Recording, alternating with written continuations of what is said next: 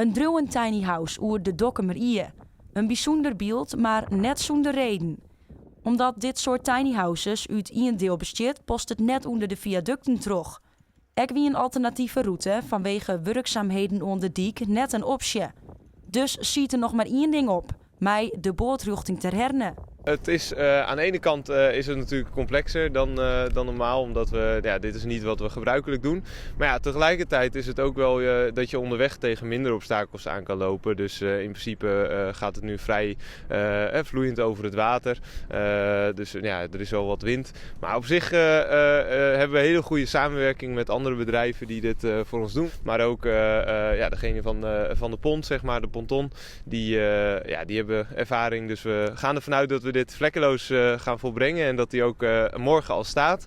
En bij wijze van dit weekend ook de bewoners in kunnen trekken in hun nieuwe woning. Nevens Laurens kan een tiny house ook een oplossing wezen voor de krapte op de wenningmarkt. Hele tijd meer starters kunnen net of amper aan een betaalbare wenning komen. Het hek het nevens de ondernemer benamen in de terugstreming. Ook ouderen die juist vanuit een grotere woning terug willen naar iets kleiners, die komen ook wel bij ons. Dus ik denk juist om die wissel op gang te gaan zetten. Dus dat we moeten zorgen dat de woningen weer vrijkomen. En dat kunnen we doen door juist de mensen uit grotere woningen naar kleinere woningen bijvoorbeeld daar een kleinere woning te bieden. Zodat mensen die juist gezinsuitbreiding hebben, dat die juist kunnen naar een grotere woning die dan vrijkomt.